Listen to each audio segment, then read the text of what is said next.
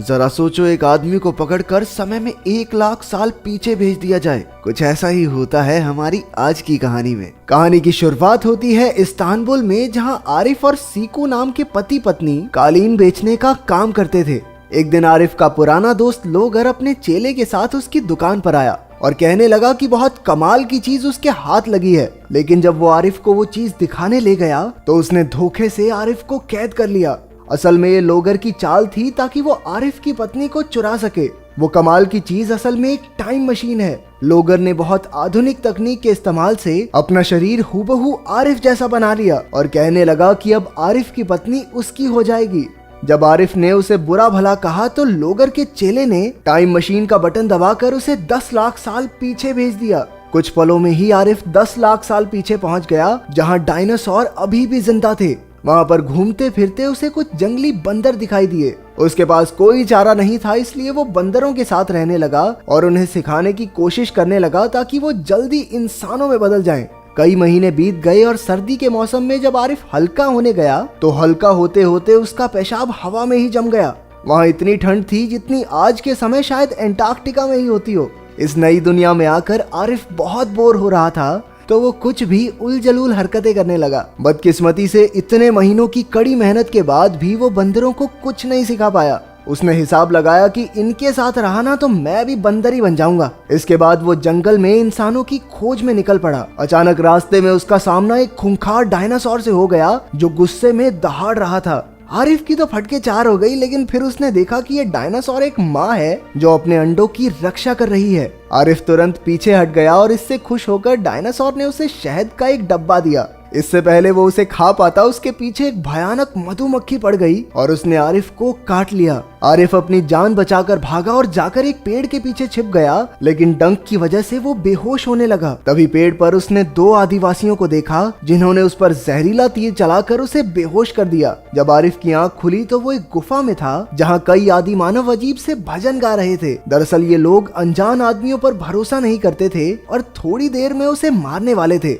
न जाने कैसे पर आरिफ को उनकी भाषा आती थी और उसने उनके लीडर दिमी को समझाया कि वो भविष्य से आया है। अचानक वहां दुश्मन कबीले ओरिजियंस ने हमला कर दिया। उनके लीडर का नाम कारगा था और वो लोग दिमी के कबीले को काफी तंग करते थे। इस बार कारगा एक खास पूजा के लिए उनके कबीले के 3 सबसे ताकतवर आदि मानव ले जाने आया था। बदकिस्मती से उसने आरिफ को भी चुन लिया। जब आरिफ ने इनकार किया तो कारगा उसे जहरीले तीर से बेहोश करके अपने गांव ले गया। रास्ते में तासो नाम के एक आदमी का सर पत्थर से टकरा गया और वो अपने घोड़े से गिर पड़ा, जिससे उसकी बाजू की हड्डी टूट गई। कारगा तो उसे वहीं दफन करने लग गया जैसे कि वो मर गया हो। तब तक आरिफ जाग गया और उसने फटाफट जाकर उन्हें समझाया, अबे सालो ये मरा नहीं है। फिर उसने जैसे तैसे जुगाड़ करके तासो की हड्डी पर प्लास्टर बांध दिया। तासो ने उसकी जान बचाने के लिए उसका शुक्रिया अदा किया। जब वो गांव पहुंचे तो पता चला कि कबीले का असली सरदार तो कालिया है, जो असल में तासो का बाप है। कारगा ने तासो से एक मुखौटे के बारे में पूछा जो उसे तासो के कमरे से मिला था।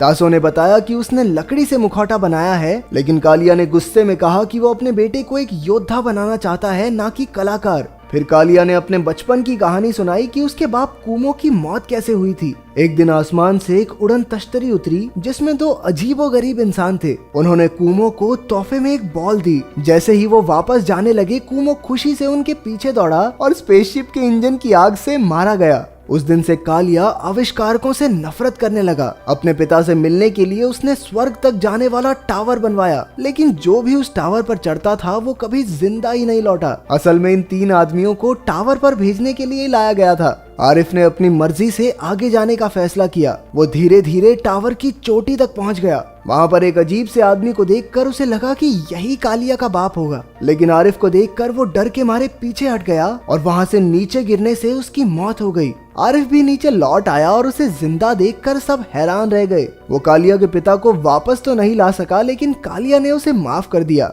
बातों बातों में पता चला कि तासो एक दूसरे गांव की लड़की मिमी को बहुत पसंद करता था। ये बात सुनकर आरिफ को भी अपनी पत्नी सीकू की याद आ गई। उसने तासो से कहा कि उसे कैसे भी करके अपने समय में वापस जाना है, लेकिन तासो ने बताया कि कालिया ने तो सारे आधुनिक औजार जब्त करके गुफा में छुपा रखे हैं। पहले तो तासो ना नुकर करता रहा, लेकिन जब आरिफ ने कहा बेटा देख तेरी और मिम्मी की ना सेटिंग करवा दूंगा मैं लेकिन मदद करनी पड़ेगी मेरी भी। उसकी ये बात सुनकर तासो तुरंत मान गया। लड़की का चक्कर देख रहे हो, बाप से गद्दारी कर रहा लौंडा। फिर रात को तासो और आरिफ गुफा में औजार चुराने पहुंचे, लेकिन अफसोस दोनों पकड़े गए और गुस्से में कालिया ने अपने ही बेटे को कहा जा, आज से तू मेरा बेटा नहीं है, दूर हो जा मेरी नजरों से। इसके बाद तासो और आरिफ गांव छोड़कर निकल गए। मिम्मी को तासो पसंद नहीं था, लेकिन आरिफ ने तासो का बनाया टैटू दिखाकर उसका दिल जीत लिया। फिर वो सब दिमी के गांव पहुंचे और आरिफ ने एक नई सभ्यता शुरू करने का ऐलान किया।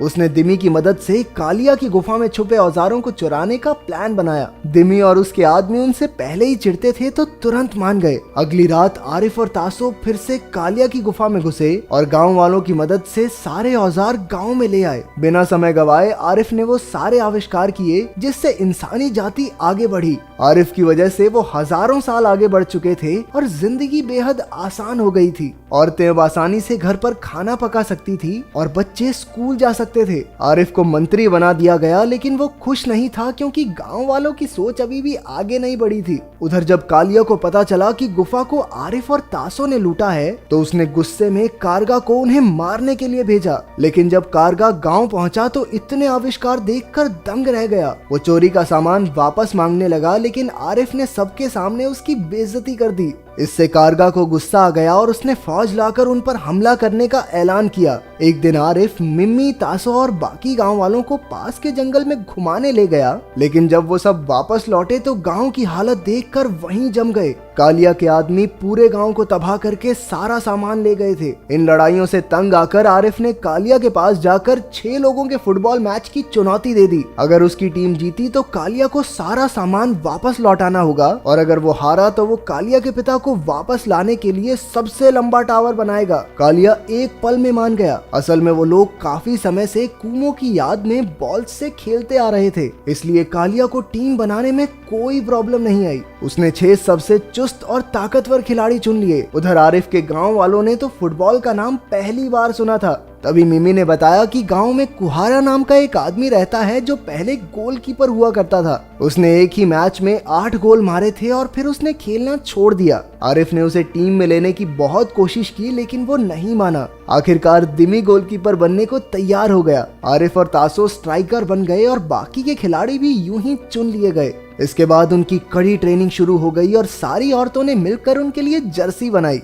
कुछ ही दिनों की प्रैक्टिस के बाद आरिफ की टीम बढ़िया तरीके से खेलने लगी। जल्द ही मैच का दिन आ गया। मैच शुरू हुआ और कालिया की टीम शुरुआत से ही हावी होने लगी। उन्होंने आसानी से 4 गोल दाग दिए, जबकि हाफ टाइम से पहले आरिफ की टीम 1 गोल भी नहीं कर पाई। हाफ टाइम ब्रेक में आरिफ ने अपनी टीम से कहा कि वो असल में एक एलियन है और दूसरे ग्रह से यहाँ रहने आया है। उसके पास कुछ शक्तियाँ हैं जिससे वो मैच का पासा पलट सकता है। अब उसे अपनी टीम को जिताने के लिए एलियन बनना ही होगा। हालांकि इतनी बड़ी बात सुनने के बाद भी गांव वाले गुस्सा नहीं हुए, बल्कि वो तो उसकी शक्तियां देखने के लिए एक्साइटेड हो रहे थे। जैसे ही दूसरा पड़ाव शुरू हुआ, आरिफ ने अपनी शक्तियों का जादू चलाना शुरू कर दिया। खतरनाक स्टंट दिखाते हुए उसने अपनी टीम के लिए 3 गोल कर दिए। वहीं मैच के दौरान तासो की एक दूसरे खिलाड़ी से हाथापाई शुरू हो गई, जिसके बाद उसे बाहर होना पड़ा।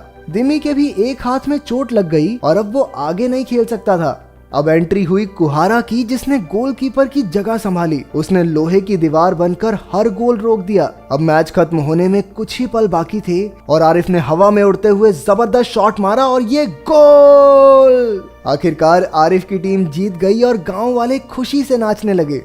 कालिया ने भी उनकी तारीफ की और गांव वालों से दूर रहने का वादा किया, लेकिन जीतने के बाद भी आरिफ दुखी था। वो जानता था कि लोगर ने उसकी पत्नी सीकू को बंदी बना लिया होगा। अब लौटने का भी कोई फायदा नहीं, इसलिए उसने गांव छोड़कर इधर उधर भटकने का फैसला किया। जाने से पहले उसने तासो को अपनी घड़ी और मिमी को अपनी अंगूठी तोहफे में दी। तभी अचानक जोरदार लाइट दिखाई दी और सीकू भी वहाँ पहुँच गई। आरिफ उसे देखकर हक्का बक्का रह गया। सीकू ने बताया कि जब आरिफ लोगर के साथ चला गया था तो उसने खबर देखी कि एक जगह से 10 लाख साल पुरानी अंगूठी और घड़ी मिली है। उन्हें देखकर सीकू एक पल में समझ गई कि ये तो मेरे पति आरिफ की हैं। फिर उसे सारा माजरा समझ में आया कि जो आरिफ उसके सामने है वो नकली है, इसलिए उसने नकली आरिफ को बंदूक दिखाकर अपने पति का पता पूछा। आखिरकार वो लोगर की टाइम मशीन से वहां आ पहुंची। फिर आरिफ और सीकू ने गांव वालों को अलविदा कहा और अपने समय में वापस लौट गए। वहां जाकर उन्होंने इस बार लोगर को 10 लाख साल पीछे भेज दिया। पहले तो गांव वालों को लगा कि ये आरिफ है, लेकिन जब लोगर उन्हें गालियां बकने लगा तो वो सारी बात समझ गए। ऊपर से ये भी पता चला कि जिस उड़न तश्तरी से कालिया का बाप मरा था वो असल में लोगर की ही थी। गाँव वालों को गुस्से में अपनी ओर बढ़ता देख लोगर की हालत पतली हो गई।